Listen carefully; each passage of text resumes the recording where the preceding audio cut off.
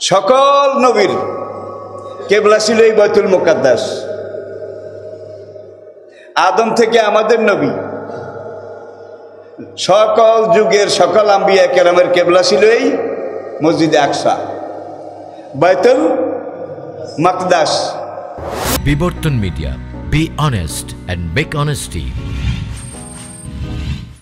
জেরুজালেমে যেই মসজিদ, এটার নাম মসজিদে বাইতুল মাকদাস।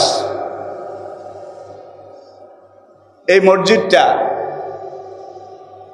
প্রথম মানুষ, প্রথম নবী হযরত আদম আলাইহিসসালাম কাবাঘর মক্কায় তৈরি করার পরে ফিলিস্তিনে এই বাইতুল মাকদাস, এটাকে আদম আলাইহিসসালাম প্রথম তৈরি করেছিলেন।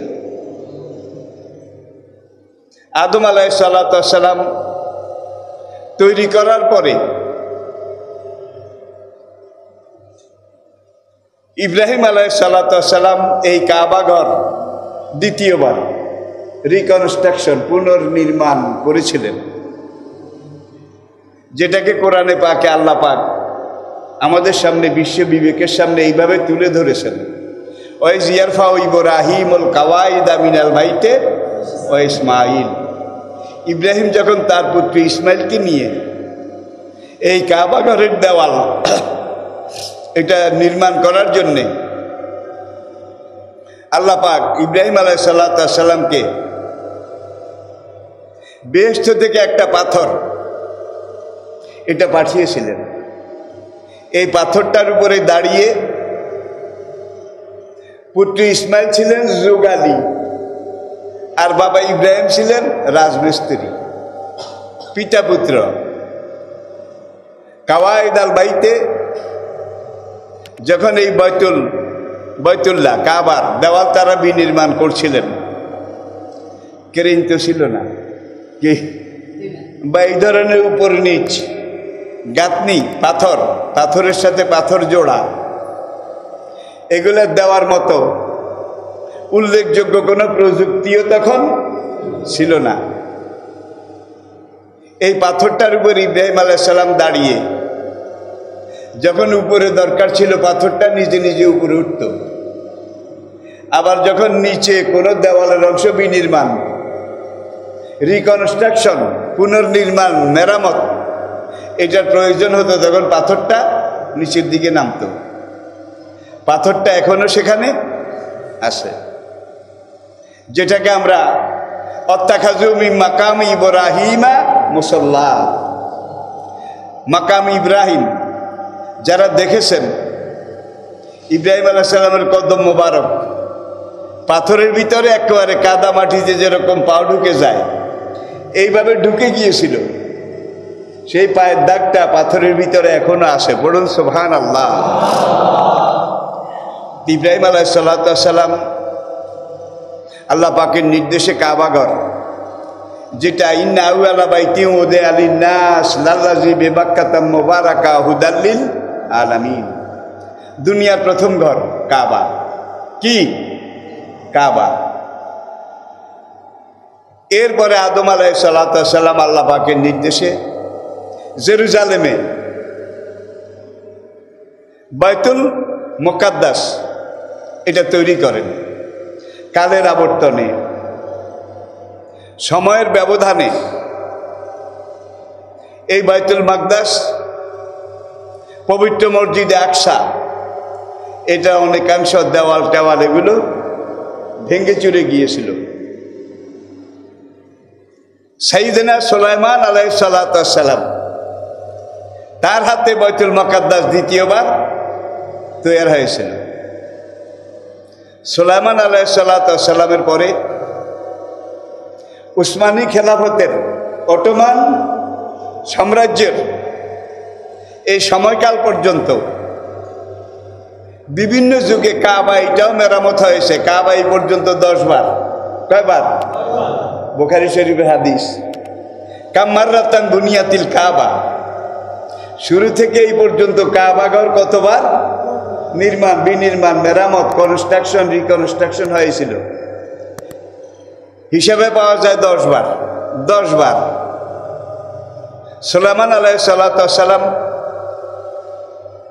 যে দেওয়ালটা নির্মাণ করেছিলেন এবং দেওয়ালে মাঝে মাঝে লোহার আংটা মোটা মোটা রডের, সেগুলো এখনো লাগানো আছে বাইতুল মাকদাসের লাগোয়া পাশে। এটার নাম হাইকালে সোলাইমানি। হাইকালে সোলাইমানি, সোলাইমান আলাইহিস সালামের দেওয়াল। তাহলে এই পেলাম আমরা বাইতুল মাকদাস, কাবার পরে দুনিয়ার দ্বিতীয় প্রাচীনতম ইবাদত খানা। সকল নবীর কেবলা ছিল এই বাইতুল মুকাদ্দাস। আদম থেকে আমাদের নবী, সকল যুগের সকল আম্বিয়া কেরামের কেবলা ছিল এই মসজিদে আকসা, বাইতুল মাকদাস। আমাদের নবী মক্কার জীবনে 13 বছর এই বাইতুল মাকদাসের দিকে কেবলা বানিয়ে সালাত আদায় করেছিলেন। নবুয়তের 13 বর্ষে আল্লাহর নির্দেশে নবীজি হিজরত করে যখন মদিনায় চলে গেলেন, মদিনায় চলে যাওয়ার পরেও 16 মাস, কত মাস? প্রায় 1.5 বছর আল্লাহর নবী বাইতুল মাকদাসের দিকে কেবলা বানিয়ে সালাত আদায় করেছিলেন। মদিনা শহরের শহরতলিতে একটা মসজিদ আজও আছে। মসজিদটার 2টা মেহরাব, একটা মেহরাব এই দিকে আর একটা মেহরাব তার উল্টা দিকে।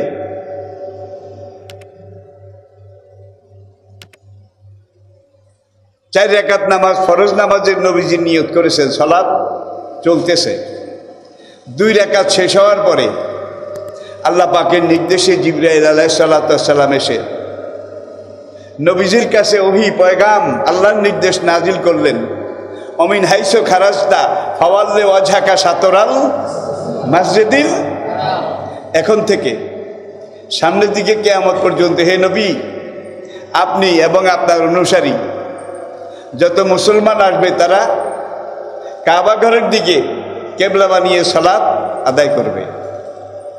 তাইলে কাবা ঘর শুধু আমাদের কেবলা, উম্মতে মুহাম্মদের কেবলা, আর পবিত্র বাইতুল মাকদাস সকল আম্বিয়া কেরামের, সকল যুগের সকল নবীর কেবলা। বাইতুল্লাহ কাবা, এখানে যদি আপনি 1 রাকাত সালাত আদায় করেন, আল্লাহ পাক আপনাকে 1 লক্ষ রাকাতের সওয়াব দেবেন। মসজিদে নববী অথবা মসজিদে আকসা, এই 2 মসজিদের কোন এক মসজিদে আপনি যদি 1 রাকাত সেজদা, একটা সেজদা করেন, আল্লাহ পাক আপনাকে 50,000 সেজদার সওয়াব দান করবেন। কোন কোন হাদিসে কোন কোন বর্ণনায় এর চাইতে কিছু কম এইভাবে আসে, সর্বোচ্চ 50,000। তাহলে বোঝা গেল গুরুত্বের দিক থেকে, ঐতিহাসিক দিক থেকে বাইতুল্লাহ কাবা ঘরের পরেই আল্লাহর জমিনের উপরে যেই মসজিদটার গুরুত্ব সবচেয়ে বেশি, সেই মসজিদটার নাম কি? মসজিদে আকসা। সুবহানাল্লাযী আসরা বিআবদিহি লাইলাম মিনাল মসজিদিল হারাম ইলাল মসজিদিল আকসা। সূরা বনী ইসরাঈলের শুরু, প্রথম আয়াত। মহিয়ান গরিয়ান, অসীম করুণ দয়াবান ওই মহান রব্বুল আলামিন, যিনি রাতের বেলা তার প্রিয় বান্দাকে মসজিদে হারাম থেকে মসজিদে আকসা পর্যন্ত, বাইতুল মাকদাস পর্যন্ত জমিনের এই লেয়ারে সফর করিয়েছিলেন। আমাদের নবীর গন্তব্যস্থল ছিল বাইতুল মাকদাস নয়, আল্লাহ পাকের আরশে মুআল্লা। এটাও তো আমরা জানি। তাহলে আপনি লন্ডন যাবেন, আমেরিকা যাবেন, বাংলাদেশ থেকে একটা বোয়িং বিমান এখান থেকে উড়ার পরে এটা সরাসরি লন্ডনও যায় না, আমেরিকাও যায় না, প্যারিসও যায় না। এটা প্রথমে দুবাই, আবুধাবি, মাস্কাট এইসব জায়গায় গিয়ে ল্যান্ড করে, কারণ কিছুটা রেস্টেরও দরকার, জ্বালানি, তেল একটা বিমান 6 ঘন্টা উড়ার পরে তখন সেখানে 2 ঘন্টা ল্যান্ড করে আবার এটাকে চেক আপ করা লাগে, কারণ বিমানের পুরো সফরটাই কিন্তু সবচেয়ে বেশি রিস্কি, নাকি সবচেয়ে বেশি ঝুঁকিপূর্ণ, যার জন্য যাত্রীদের নিরাপত্তা, বিমানের ক্রুদের নিরাপত্তা, আসা যাওয়ার যাত্রাপথের নিরাপত্তার জন্য for check up transit point কিছু সময়ের জন্য বিমানটা যাওয়ার পথে যাত্রা বিরতি করে। আমাদের নবীজির রকেট বোরাক কাবা থেকে রওনা করেছিল, আপনারা জানেন, বাইতুল মাকদাস গিয়ে প্রথম ট্রানজিট, নবী এখানে থামলেন। আমরা এটাও জানি নবী সেখানে গিয়ে দেখেন 1,24,000 পয়গম্বর আগ থেকেই সেখানে হাজির। আল্লাহ পাক তাদেরকে আগাম হাজির করে রেখেছেন। আদম থেকে ঈসা আলাইহিস সালাম পর্যন্ত সকল নবী সকল জামানায় আল্লাহ পাকের কাছে একটা মুনাজাত করেছিলেন, আল্লাহ দুনিয়াতে নবুয়তের দায়িত্ব না দিয়ে, দুনিয়াতে নবী হিসাবে আমাদেরকে না পাঠিয়ে যদি আখেরি নবী মুহাম্মদ সাল্লাল্লাহু আলাইহি ওয়াসাল্লামের উম্মত হিসাবে পাঠাতে, নবী হওয়ার চাইতে আমাদের জন্য সেটা সৌভাগ্যের ছিল। সকল নবী নবী না হয়ে আখেরি নবীর উম্মত হওয়ার জন্য সকল যুগে দোয়া করেছিলেন। জোরে বলেন না সুবহানাল্লাহ। আল আম্বিয়া কুল্লুহুম মুস্তাজাবুদ দাওয়া, সকল নবী যেই দোয়া করতেন আল্লাহ সেটা কবুল করতেন। যে নবী না করে আমাদেরকে শেষ নবীর উম্মত করলে আমরা খুশি হতাম। নবীদের এই দোয়াটা আল্লাহ একটা শেলফের মধ্যে সংরক্ষণ করেছেন। শেষ নবী আসলেন, আসার পরে আল্লাহ পাক তাকে মেরাজে ডাকলেন, আসে মুআল্লায়। এখন মাঝখানে বাইতুল মাকদাস, মনে করেন দুবাই, আবুধাবি, এখানে সকল নবী কিন্তু আগেই হাজির। কারণ আল্লাহ সব নবীকে বলেছেন শ্রেষ্ঠ নবী, শেষ নবী, আখেরি নবী, তাকে পেতে হলে, তাকে দেখতে হলে তোমরা বাইতুল মাকদাসে একত্র হও। রুহানি জগতের কথা বলছি কিন্তু আমি, ফিজিক্যালি বডিক্যালি এটা হয়েছে নাকি স্পিরিচুয়ালি আত্মিকভাবে হয়েছে, রুহানিভাবে হয়েছে, এটার কোনো সমাধান আজ পর্যন্ত দুনিয়া করতে পারেনি। সেখানে নবীর বোরাক থামলো, নবী মসজিদে গেলেন। ঢুকার পরে জিবরাইল আলাইহিস সালাম ইকামত দিলেন। 2 রাকাত সালাত শুকর, শুকরানা নামাজ, এটা আদায় করা হবে, সব নবী আদায় করবেন। এই জন্যে নবীদের দরখাস্ত সারা জীবনের তাদের যে আরজু আল্লাহ পাক আজকে পুরা করেছেন। কার সাথে দেখা করায়? কার সাথে? শ্রেষ্ঠ নবীর সাথে, সাইয়্যিদুল আম্বিয়ার সাথে, নবীদের সর্দারের সাথে।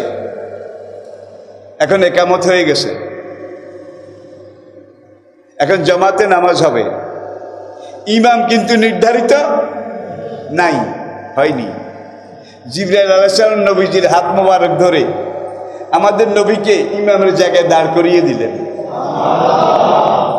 নবী জিজ্ঞাসা করলেন, ভাই জিবরাইল, তোমার নিজের ইচ্ছে আমারে ঠেলে দিছে ইমামের জায়গায় নাকি আল্লাহর নির্দেশ? জিবরাইল বলে, আমি তো নিজের ইচ্ছায় কোনো কাজ করি না, কোনো কথা বলি না। আল্লাহু আকবার। আল্লাহ যেটা করতে বলেন, বলতে বলেন, আমি সেটাই বলি, আল্লাহর এটাই হুকুম। তাহলে আমাদের নবী সেদিন ছিলেন ইমাম, আর আদম থেকে ঈসা পর্যন্ত সকল নবী বলেছেন ইক্তাদাই তো। তাই এইটার মাধ্যমে আদম থেকে ঈসা পর্যন্ত সকল নবীর রিসালত সারেন্ডার করেছে কার কাছে? আমি বোধহয় বুঝাইতে পারি নাই। যখন সকল নবী বলেছেন ইক্তাদাই তো বেহাজাল ইমাম, তাইলে আদমের দিন, মুসার দিন, ঈসার দিন, ইব্রাহিমের দিন, সকল নবীর সকল যুগের যত দিন আল্লাহ পাঠিয়েছিলেন সব দিন সারেন্ডার করেছে এই মেরাজের রাতে বাইতুল মুকদ্দাসে। কোন নবীর কাছে? শেষ নবীর কাছে। এটা দিয়ে আরো প্রমাণ হয় আখেরি নবী শেষ নবী আসার পরে আগের নবীর কোনো দিন কোনো ধর্ম আর চালু নাই, সেগুলোর অস্তিত্ব একটাই তো বেহাজাল ইমামের মাধ্যমে শেষ হয়ে গেছে। প্রিয় ভাইয়েরা, মেরাজের বাকি ঘটনা অন্য জগতের, আমাদের আজকের আলোচনা সেগুলো বিষয় নয়। আমি কথাটা এই জন্য বলেছি, বাইতুল্লাহর পরে আল্লাহর জমিনে সবচাইতে গুরুত্বপূর্ণ যেই ঘর সেটা বাইতুল মাকদাস, মসজিদে আকসা, ঠিক কিনা? নতুন ওয়াজ ও ইসলামিক সঙ্গীত পেতে আমাদের বিবর্তন মিডিয়া চ্যানেলটি সাবস্ক্রাইব করুন।